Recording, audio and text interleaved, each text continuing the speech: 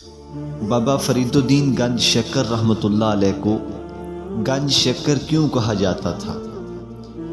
اس کے بارے میں لوگوں کی مختلف آراء موجود ہیں اور 3 طرح کے واقعات منقول ہیں۔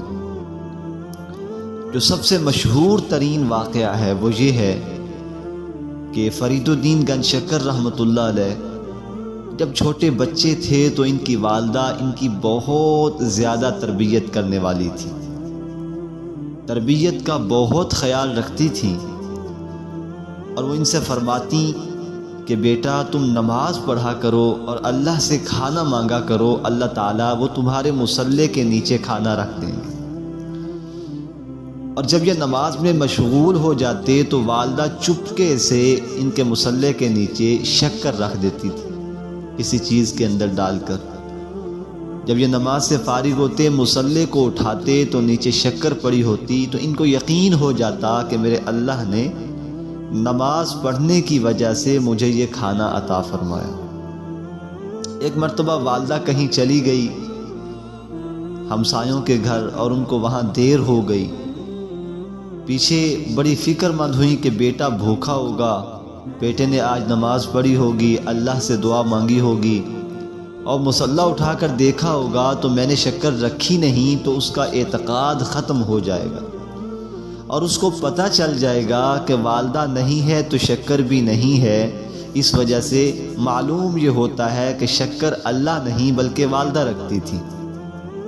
اس اعتقاد کے ختم ہونے کا بھی خطرہ تھا، اور دوسرا یہ بھی کہ بیٹا بھوک سے نڈھال ہو کر سو جائے گا۔ تو والدہ جب گھر آئیں تو انہوں نے دیکھا کہ بابا فرید الدین گنج شکر رحمۃ اللہ علیہ سوئے ہوئے ہیں۔ تو والدہ کو بڑا احساس ہوا اور صدمہ ہوا کہ کہیں بچہ بھوکا نہ سویا ہوا ہو۔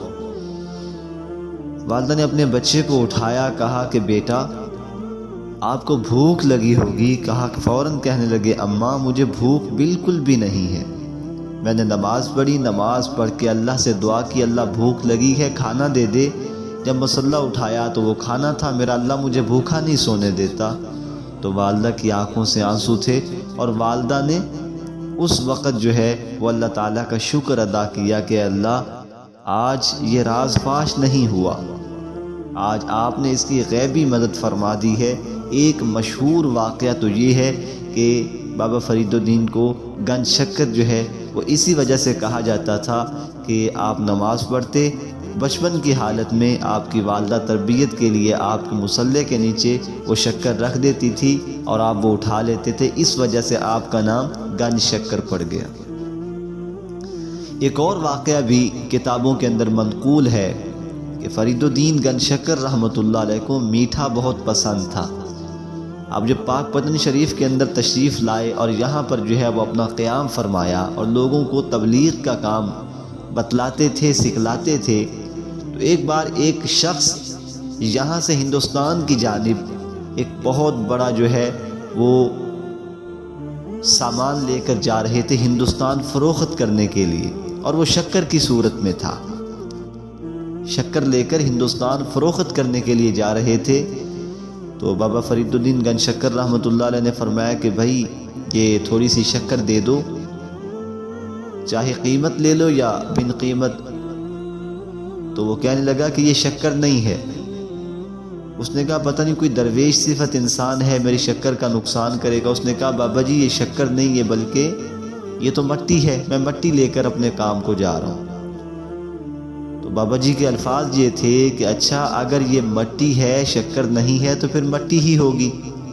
جب وہ ہندوستان گیا وہاں پر جو ہے وہ جب وہ تھیلوں کو کھولا، سامان کو کھولا، تو شکر کی بجائے وہ ساری مٹی ہی مٹی تھی۔ بہت پریشان ہوا۔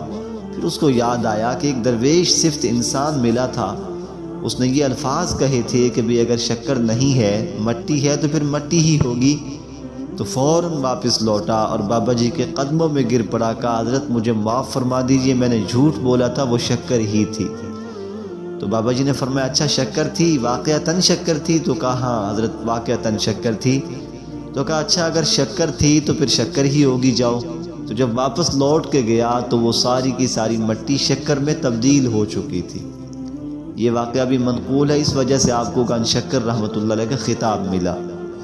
اور تیسری چیز جو علماء محققین فرماتے ہیں اور سب کی رائے یہی ہے کہ گنج شکر کا تعلق واقعات کے ساتھ نہیں ہے، بلکہ آپ کو آپ کے اخلاق کتنے حمیدہ تھے، اتنے میٹھے بول بولتے تھے، کبھی کسی کا دل نہیں دکھایا، اخلاق عمدہ کی وجہ سے، بہترین بول بولنے کی وجہ سے، مٹھاس کی وجہ سے، آپ کی باتوں سے مٹھاس جیسے شہد ٹپکتا ہو ایسے محسوس ہوتا لوگوں کو جب آپ ان سے واز فرماتے تھے۔ تو آپ کے لہجے کی مٹھاس اور شیرینی اور چاشنی کی وجہ سے آپ کو گنج شکر رحمۃ اللہ علیہ کا خطاب ملا۔